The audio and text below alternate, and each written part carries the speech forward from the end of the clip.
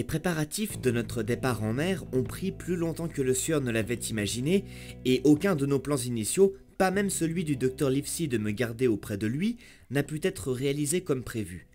Le docteur a dû aller à Londres pour trouver un remplaçant, le sieur était fort occupé à Bristol, et j'habitais au manoir sous la protection du vieux Redruth, le garde-chasse, comme un prisonnier, mais rêvant déjà d'aventures en mer et d'îles inconnues. Je ruminais pendant des heures sur la carte, dont je savais tous les détails par cœur. Assis au coin du feu dans la pièce du gardien, j'abordais l'île en pensée par tous les côtés possibles. J'explorais chaque arpent de sa surface. Je grimpais 1 millier de fois sur cette haute butte qu'ils appelaient la Longue Vue, et depuis son sommet, j'admirais les paysages les plus divers et les plus merveilleux. Parfois, l'île fourmillait de sauvages que nous combattions, parfois elle était pleine de bêtes féroces lancées à nos trousses, mais rien ne s'est jamais rien produit dans mes rêveries d'aussi étrange que nos véritables aventures. Des semaines se sont passées ainsi, jusqu'au jour où est arrivée une lettre adressée au docteur Livesey avec la mention « à ouvrir par Tom Redruth ou le jeune Hawkins en cas d'absence ». Suivant cette instruction, nous avons découvert, ou plutôt j'ai découvert, car le garde-chasse ne lisait pas volontiers ce qui n'était pas imprimé, les grandes nouvelles suivantes. Auberge de la Vieille Ancre, Bristol, Mon 1er cher mars Livesey, 17... comme j'ignore si vous êtes au manoir ou à Londres, j'envoie ceci en double aux 2 endroits. Le navire est acheté et équipé. Il est à l'ancre, prêt à appareiller. Vous n'imaginez pas une goélette plus élégante. Un enfant pourrait la manœuvrer. 200 tonneaux. Son nom, Hispaniola. C'est mon vieil ami Blandly qui l'a trouvé. Il m'a aidé bien au-delà de ce que j'espérais. Cet homme admirable s'est démené pour mon service, et de même, en vérité, tout le monde à Bristol, dès qu'ils ont su quelle était notre destination. Je veux dire, le trésor. J'ai interrompu ma lecture. Redruth, le docteur Livesey ne sera pas content. Le sieur a parlé en fin de compte. C'est son droit, ou alors quoi? A grogné le garde-chasse. Ce serait la fin des haricots si le sieur devait se taire à cause du docteur Livesey, moi je dis. Renonçant à toute tentative de commentaire, j'ai lu jusqu'au bout. Blandly s'est si bien débrouillé qu'il a obtenu l'Hispaniola pour une bouchée de pain. Il existe à Bristol une catégorie de gens qui répandent les bruits les plus monstrueux à propos de Blandly. Ils vont jusqu'à déclarer que cet honnête homme est prêt à tout pour de l'argent, que l'Hispaniola lui appartenait et qu'il me l'a vendu pour un prix absurde. Des calomnies évidentes. Aucun d'entre eux n'ose nier les qualités du vaisseau tout de même. Jusqu'ici, je n'ai pas rencontré le moindre écueil. Certes, les artisans, les gréeurs et que sais-je, m'exaspéraient par leur lenteur, mais le temps y a remédié. Ma principale inquiétude tenait à l'équipage. Je voulais une 20aine d'hommes, pour le cas où nous aurions à affronter des sauvages, des flibustiers ou ces odieux Français, et j'ai eu un mal de tous les diables à en trouver ne serait-ce qu'une demi-douzaine, jusqu'au jour où un coup de chance remarquable m'a amené jusqu'à l'homme dont j'avais besoin.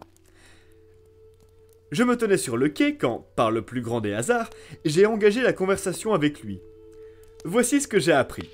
C'est un vieux matelot qui tient une taverne, connaît tous les marins de Bristol, s'est ruiné la santé en restant à terre et aimerait repartir en mer comme cuisinier. Il est descendu en boitant ce matin, m'a-t-il dit, pour respirer l'air du large. J'ai été monstrueusement ému, vous l'auriez été aussi, et cédant à la pitié, je l'ai engagé sur le champ comme cuisinier du vaisseau. On l'appelle Long John Silver, et il a perdu une jambe, ce qui plaît dans sa faveur, car il l'a perdue au service de son pays, sous les ordres de l'immortel Hawk. Il ne reçoit aucune pension, Livesey, convenez que nous vivons une époque abominable. Eh bien, monsieur, je pensais que j'avais seulement trouvé un cuisinier, mais j'avais découvert tout un équipage. Silver et moi, nous avons assemblé en quelques jours une compagnie des loups de mer les plus coriaces que vous puissiez imaginer. Pas beau à voir, mais des gaillards assurément indomptables. Je vous assure que nous pourrions affronter une frégate. Long John s'est même débarrassé de 2 des 6 ou 7 hommes que j'avais déjà engagés.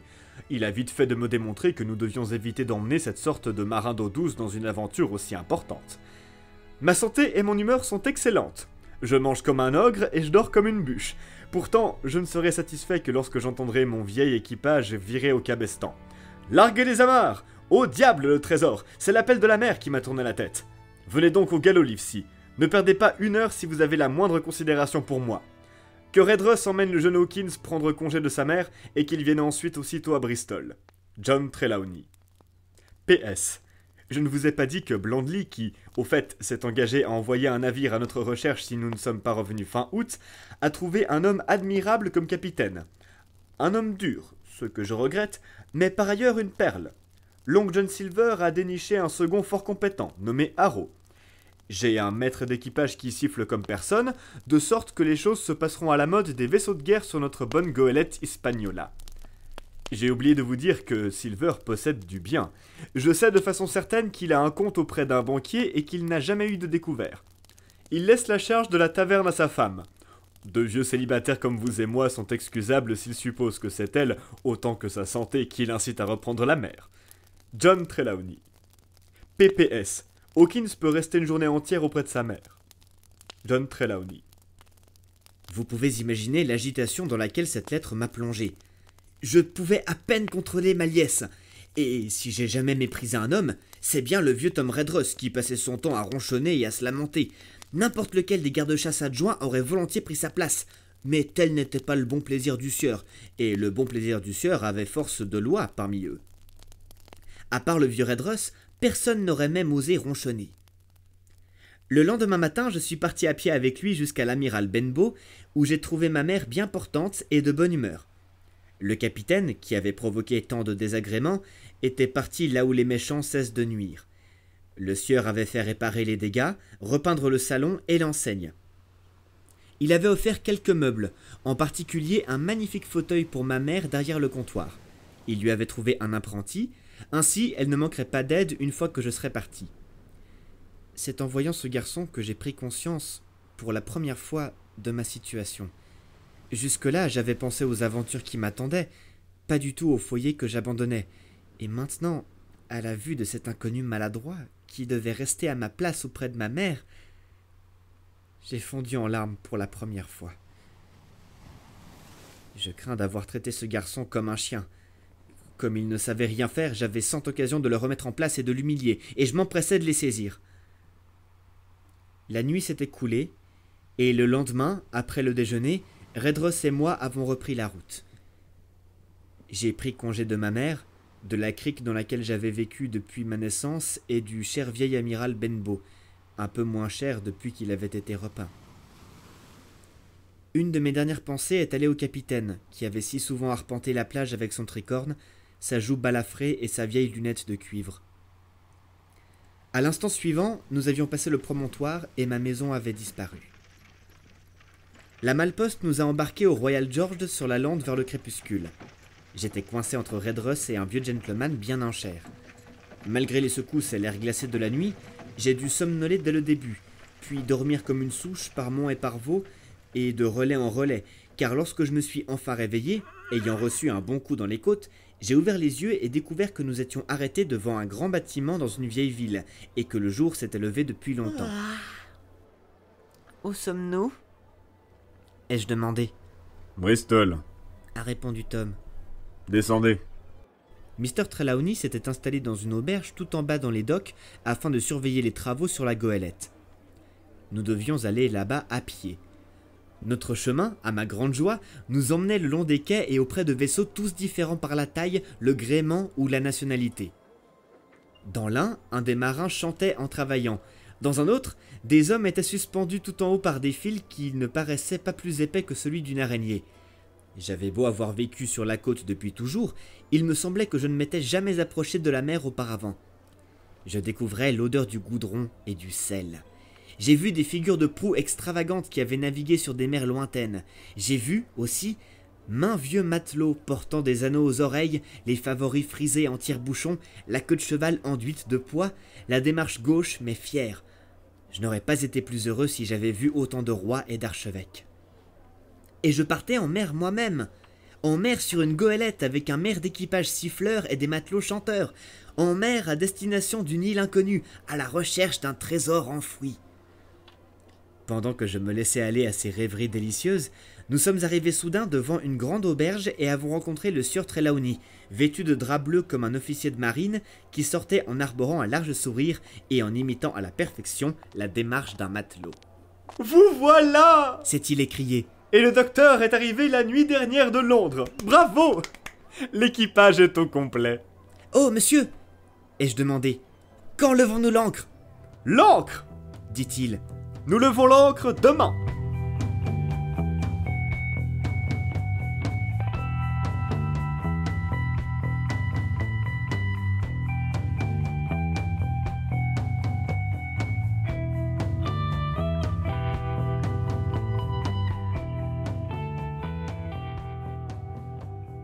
Après m'avoir laissé le temps de prendre mon petit déjeuner, le sieur m'a donné une note adressée à John Silver, à l'enseigne de la Longue-Vue, et m'a dit que je trouverais facilement l'endroit. Si je suivais les quais et ouvrais l'œil, je ne pouvais manquer d'apercevoir une petite taverne surmontée d'une grande enseigne de cuivre en forme de Longue-Vue. Je me suis élancé, fou de joie à l'idée de voir encore des navires et des marins, et me suis frayé un chemin dans une cohue de gens et de charrettes et de ballots, car il y avait affluence à cette heure sur les quais jusqu'à la taverne en question. Comme endroit où se divertir, c'était plutôt plaisant. L'enseigne venait d'être repeinte, de jolis rideaux rouges pendaient aux fenêtres, le sol était sablé de frais. 2 portes ouvraient sur des rues différentes, si bien que la grande salle basse était bien claire, malgré des nuages de fumée de tabac. Les clients étaient surtout des matelots, et ils parlaient si fort que je suis resté à la porte, craignant un peu d'entrer. Alors que j'attendais, un homme est sorti d'une pièce sur le côté, et un seul coup d'œil m'a convaincu que ce devait être Long John. Sa jambe gauche était coupée au ras de la hanche, et il coinçait sous son épaule gauche une béquille qu'il maniait avec une dextérité merveilleuse, sautillant partout comme un oiseau. Il était grand et fort, avec un visage aussi massif qu'un jambon, un teint pâle et des traits communs, mais un sourire intelligent. En vérité, il paraissait de la plus excellente humeur. Il se glissait entre les tables en sifflotant, et offrait un mot amical ou une tape sur l'épaule à ses clients favoris. Or, pour tout vous dire, à la première mention de Long John dans la lettre du sieur Trelawney, une idée effrayante m'avait traversé l'esprit. Il pouvait se révéler n'être autre que ce marin à une jambe que j'avais guetté si longtemps à l'amiral Benbow. Je n'ai pas eu besoin de regarder longtemps l'homme qui était devant moi pour être rassuré. J'avais vu le capitaine, et Black Dog, et l'aveugle Pew, et je croyais savoir à quoi ressemblait un flibustier, une créature bien différente à mon avis de cet aimable tavernier.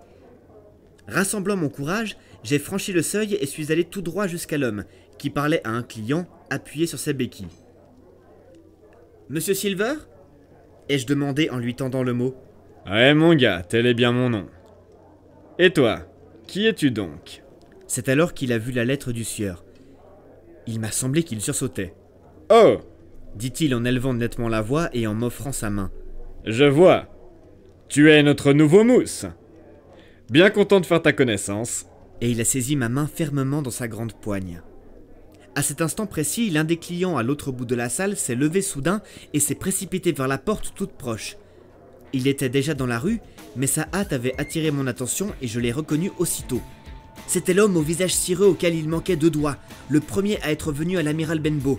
« Hé, arrêtez-le » ai-je crié. « C'est Black Dog !»« Je me moque de son nom, » s'est exclamé Silver. « Mais il n'a pas payé son dû. Harry, cours l'attraper !» Un autre client installé près de la porte a bondi et s'est lancé à sa poursuite. « Même si c'était l'amiral Hawke, il doit payer !» a ajouté Silver. Puis, relâchant ma main, « Qui t'a dit que c'était ? Black quoi ? » « Dog, monsieur. Mr. Trelawney ne vous a pas parlé des flibustiers ? C'était l'un d'eux. »« Vraiment ? Dans ma maison ? Cours, Ben, et donne un coup de main à Harry. L'un de ces bandits, hein ? Est-ce toi qui buvais avec lui, Morgan ? Viens donc ici. » L'homme qu'il appelait Morgan, un vieux marin aux cheveux gris et au visage rougeau, s'est avancé, l'air gêné, en roulant sa chique dans sa joue. « Et alors, Morgan ? » dit Long John sur un ton sévère. « T'avais jamais vu ce Black Dog avant, c'est ça ?»« Pas moi, monsieur !» a répondu Morgan en saluant. « Tu connaissais pas son nom, c'est ça ?»« Non, monsieur !»« Par tous les diables, Tom Morgan, ça vaut mieux pour toi. Si tu fricotais avec ce genre de crapule, tu remettrais plus le pied chez moi, tu peux miser là-dessus. » Et il te disait quoi ? Je sais pas trop, monsieur. Ce que t'as sur les épaules, t'appelles ça une tête ou une sacrée poulie ? Je sais pas trop. Ah ouais ? Peut-être que tu savais pas trop à qui tu parlais non plus. Allez, de quoi qu'il causait ? De voyage ? De capitaine? De vaisseau? Accouche! De quoi? Ce qu'on parlait, c'est de passer sous la quille. Sous la quille, c'est ça? Un sujet qui te va bien, Tom, tu peux miser là-dessus. Retourne à ta place, espèce de paysan! Pendant que Morgan retournait gauchement dans son coin, Silver s'est adressé à moi à voix basse, comme pour me prendre dans sa confidence, ce que j'ai trouvé plutôt flatteur. Un honnête homme, ce Tom Morgan. Seulement un peu stupide. Puis, reprenant sa voix habituelle, Voyons. Black Dog. Non, je connais pas ce nom. Pas moi. Pourtant, je crois bien. Ouais, je l'ai déjà vu. J'ai vu le gredin. Avec un mendiant aveugle, il venait. Ouais, je l'ai vu. c'est sûr et certain, et je dis, je connaissais aussi l'aveugle, il s'appelait Pew. Mais oui, S'est écrié Silver, soudain très agité. Pew, c'était son nom, y a pas de doute.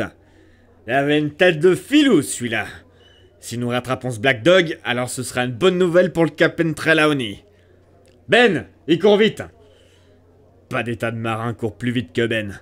Il lui mettra la main dessus par tous les diables. Il parlait de passer sous la quille, hein? Moi, je m'en vais le passer sous la quille. Tout en lançant ses phrases par saccades, il sautillait de long en large en s'appuyant sur sa béquille, frappait les tables du plat de la main et faisait montre d'un tel bouleversement qu'il n'aurait pas manqué de convaincre un juge du tribunal d'Old Bailey ou un policier du commissariat de Bow Street. Mes soupçons s'étaient réveillés quand j'avais trouvé Black Dog dans la taverne et j'observais le cuisinier de près. Mais il était trop bien préparé et trop malin pour moi. Quand les deux hommes sont revenus essoufflés et ont déclaré qu'ils avaient perdu la trace du fuyard dans la foule, quand il les a tancés comme des voleurs, je me serais porté garant de l'innocence de Long John Silver. Tu vois, Hawkins, Me dit-il, c'est un sacré sale pépin qui me tombe dessus, là. Non? Y a le Captain Trelawney. Il va penser quoi? J'ai foutu ce sale fils de coquin assis dans ma propre baraque à boire mon propre rhum.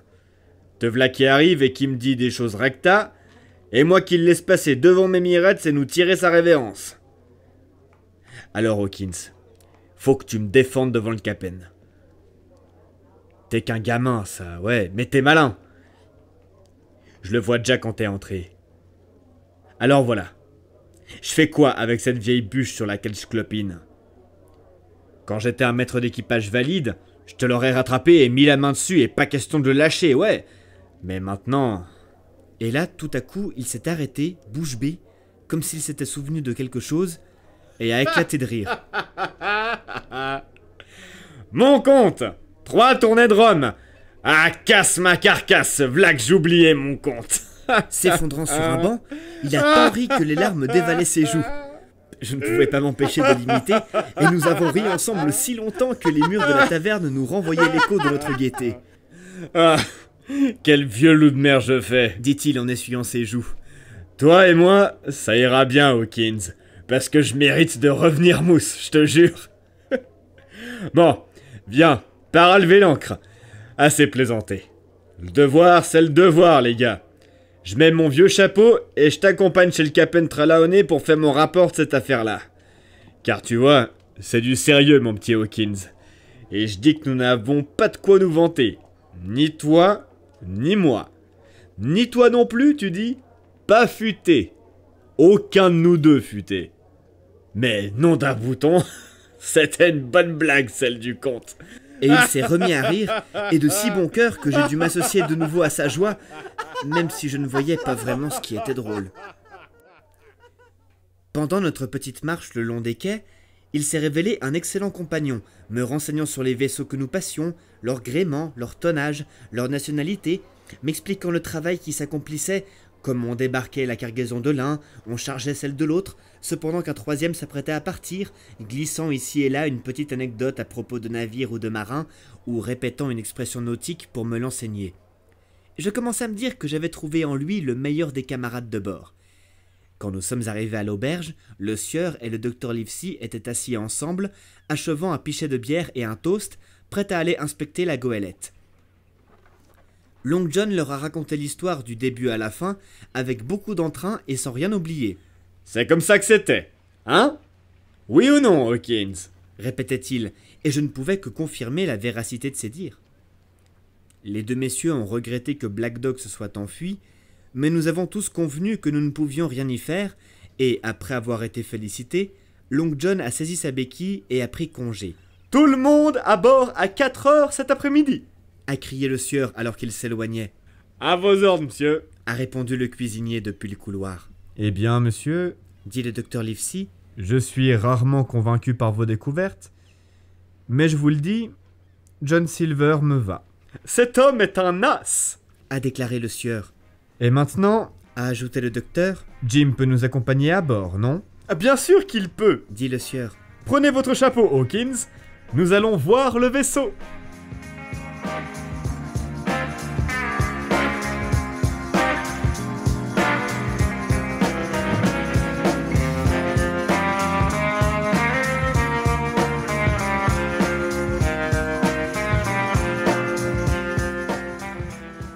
L'Hispaniola mouillait à une certaine distance du quai. Nous sommes passés sous la figure de proue ou derrière la poupe d'un grand nombre de navires dont les amarres raclaient notre quille ou se balançaient au-dessus de nos têtes. Cependant, nous avons fini par atteindre notre vaisseau. Quand nous sommes montés à bord, le second, Mr. Harrow, nous a accueillis et salués. C'était un vieux matelot bruni qui avait des anneaux dans les oreilles et un œil mal ouvert. Le sieur et lui paraissaient les meilleurs amis du monde, mais j'ai bien vite remarqué qu'il n'en allait pas de même entre Mr. Trelawney et le capitaine. Ce dernier était un homme au regard vif, qui semblait furieux à propos de ce qui se passait à bord et allait bientôt nous donner les raisons de sa colère. À peine étions-nous descendus dans sa cabine qu'un matelot est entré. Le capitaine Smollett sollicite une entrevue, monsieur. Je suis toujours à la disposition du capitaine. A répondu le sieur. Faites-le entrer. Le capitaine, qui suivait son messager de près, est entré aussitôt et a fermé la porte derrière lui. Alors, capitaine Smollett, qu'avez-vous à dire? Tout va bien à bord, j'espère. Les haubans sont tendus et il ne manque aucune voile. Eh bien, monsieur, autant que je parle franc, je crois, même si j'offense. Je n'aime pas ce voyage. Je n'aime pas l'équipage et je n'aime pas mon second. C'est clair et net. Vous n'aimez pas la goélette, peut-être, monsieur? A demandé le sieur, visiblement très irrité. Là-dessus, je me tais, monsieur, ne l'ayant pas mise à l'épreuve. Elle me semble dégourdie, je ne peux rien dire de plus. Il est possible que vous n'aimiez pas non plus votre employeur, monsieur. Dit le sieur. Mais à ce moment, le docteur Livesey est intervenu. Arrêtez. Arrêtez. Évitons les sujets sensibles de provoquer du ressentiment. Le capitaine en a trop dit ou pas assez, et je me vois contraint de demander une explication de ses propos. Vous n'aimez pas ce voyage, dites-vous. Pourquoi donc? J'ai été engagé, monsieur, ayant reçu ce que nous appelons des instructions cachetées pour mener ce vaisseau où ce gentleman m'ordonnera d'aller. Jusque-là, parfait. Mais maintenant, je découvre que tous les hommes devant le mât en savent plus que moi. Je ne trouve pas cela juste quand même. Et vous? Non, A répondu le docteur Livesey. moi non plus. Ensuite, j'apprends que nous partons chercher un trésor. Je l'entends dire par mes propres matelots, remarquez-le bien. Or, un trésor, c'est un travail délicat. Je n'aime pas les courses au trésor, en aucun cas, et je les déteste tout particulièrement quand elles sont secrètes. Et, si vous permettez, Mr. Trelawney, qu'on a révélé le secret au perroquet. Le perroquet de Silver? A demandé le sieur. C'est une façon de parler. Je veux dire qu'on a jasé. Je crois que vous ignorez dans quelle aventure vous vous engagez, messieurs, mais je vais vous dire mon opinion. La vie ou la mort, une chance sur deux. Et c'est bien clair, et sans doute vrai, je suppose. A remarqué le docteur Livesey. Nous prenons le risque. Mais nous ne sommes pas aussi ignorants que vous le pensez. Ensuite, vous dites que vous n'aimez pas l'équipage. Ce ne sont pas de bons marins? Je ne les aime pas, monsieur. Et je dis que vous auriez dû me laisser choisir mon propre équipage si vous abordez cette question. Sans doute. A déclaré le docteur. Mon ami aurait dû vous emmener avec lui, en effet. Mais l'offense, si c'en est une, n'était pas volontaire. Et vous n'aimez pas Mr. Harrow? Non, monsieur. Je crois que c'est un bon marin, mais il est trop familier avec l'équipage pour faire un bon officier. Un second doit garder ses distances. Il ne doit pas boire avec les hommes devant le mât. Vous voulez dire qu'il boit? S'est écrié le sieur. Non, monsieur. Seulement qu'il est trop familier. Eh bien. Nous avons fait le tour de la question, capitaine? A demandé le docteur. Dites-nous ce que vous voulez. Voyons, messieurs, êtes-vous décidés à entreprendre ce voyage? Ne comptez pas nous fléchir, a répondu le sieur. Très bien. Puisque vous avez eu l'amabilité de m'écouter dire des choses que je ne pouvais pas prouver, laissez-moi ajouter quelques mots. Il range la poudre et les armes dans la cale avant. Or, vous avez un bon emplacement à l'arrière, sous la cabine. Pourquoi ne pas les mettre là? Premier point. Ensuite, vous emmenez 4 de vos gens, et on me dit que certains d'entre eux seront logés à l'avant. Pourquoi ne pas leur trouver des couchettes ici, près de la cabine? Deuxième point. c'est tout? A demandé Mr. Trelawney. Encore un point. Il y a déjà eu trop de bavardage. Beaucoup trop. A reconnu le docteur. Je vais vous dire ce que j'ai entendu moi-même. A poursuivi le capitaine Smollett. Que vous possédez la carte du Nil, que des croix sur la carte indiquent où se trouve le trésor, et que l'île est Et située... il a donné la latitude et la longitude exactes. Et je n'ai jamais dit cela! A crié le sieur. À âme qui vive! Les hommes le savent, monsieur. Livesey, c'est vous ou Hawkins? S'est exclamé le sieur. Peu importe qui c'est. A déclaré le docteur. Je voyais bien que ni lui ni le capitaine ne prenaient au sérieux les protestations de Mr. Trelawney. Et ni moi, c'est sûr, car il ne pouvait s'empêcher de bavarder. Pourtant, dans ce cas précis, je crois qu'il disait vrai, et que personne n'avait révélé la position de l'île. Écoutez, messieurs, A repris le capitaine. j'ignore qui possède cette carte, mais je vous prie instamment de ne la montrer à personne, pas même à moi ou Mr. Harrow, sinon je serai contraint de vous présenter ma démission. Je vois. Dit le docteur. Vous voulez que nous gardions le secret sur ce sujet et que nous aménagions l'arrière du bateau en fortin, gardé par les propres serviteurs de mon ami et abritant toutes les armes et munitions se trouvant à bord. Autrement dit, vous redoutez une mutinerie.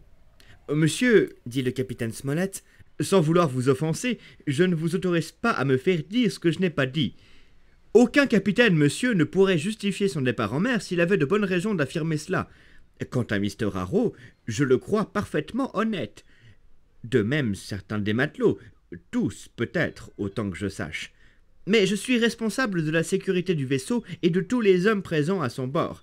Je vois des choses qui ne me semblent pas très régulières. Je vous demande donc de me laisser prendre certaines précautions ou démissionner. C'est tout.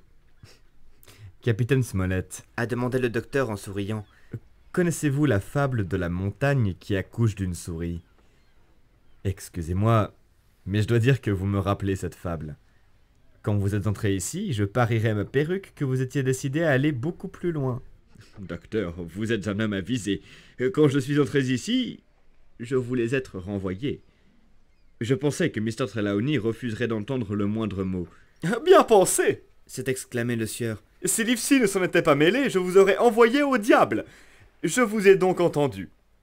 Je ferai ce que vous désirez, mais vous baissez dans mon estime. Comme il vous plaira, monsieur. Vous verrez que j'accomplis mon devoir. Sur ces mots, il a pris congé. Trelawney, Dit le docteur. contrairement à ce que je craignais, je crois que vous avez réussi à faire monter à bord 2 hommes honnêtes, ce capitaine et John Silver. Ah, Silver, si vous voulez! S'est écrié le sieur. Mais pour ce qui est de cet intolérable imbécile, je déclare que sa conduite n'est celle ni d'un vrai homme, ni d'un vrai marin, ni certainement d'un vrai anglais! Eh bien, Dit le docteur. nous verrons. Quand nous sommes revenus sur le pont, les hommes avaient déjà commencé à transférer les armes et la poudre avec force yo-ho-ho sous la surveillance du capitaine et de Mr. Harrow. La nouvelle disposition me plaisait bien. L'ensemble de la goélette avait été modifié. 6 couchettes avaient été aménagées à l'arrière dans ce qui avait été une annexe de la cale principale. Elle communiquait avec la cuisine et le gaillard d'avant par une étroite coursive à bâbord. À l'origine, le capitaine, Mr. Harrow, Hunter, Joyce, le docteur et le sieur devaient occuper ces couchettes. Maintenant, Redruth et moi allions profiter de 2 d'entre elles, cependant que Mr. Harrow et le capitaine dormiraient sur le pont où le capot avait été si bien agrandi de chaque côté qu'on pouvait presque le qualifier de cabine. Il restait très bas de plafond, évidemment, mais il y avait de la place pour suspendre 2 hamacs. Même le second paraissait satisfait de l'arrangement. Lui aussi, peut-être, se méfiait de l'équipage, mais je ne peux l'affirmer, car, ainsi que vous le verrez, nous n'avons pas bénéficié longtemps de ses avis. Nous étions en train de travailler dur à déplacer la poudre et les couchettes quand les derniers membres de l'équipage, et Long John avec eux, sont arrivés dans une chaloupe. Le cuisinier a escaladé le flanc du vaisseau comme un singe, et dès qu'il a vu ce qui se passait, « Eh oh, camarade! Alors quoi? Nous bougeons la poudre, Jack. a répondu l'un des marins. Non, mais par tous les diables, nous allons manquer la marée du matin! » s'est écrit Long John, Mes instructions. a déclaré le capitaine d'un ton sec. Vous pouvez descendre, mon brave. Les hommes attendent leur souper. À vos ordres, monsieur. A répondu le cuisinier en levant la main à son front avant de disparaître aussitôt vers la cuisine.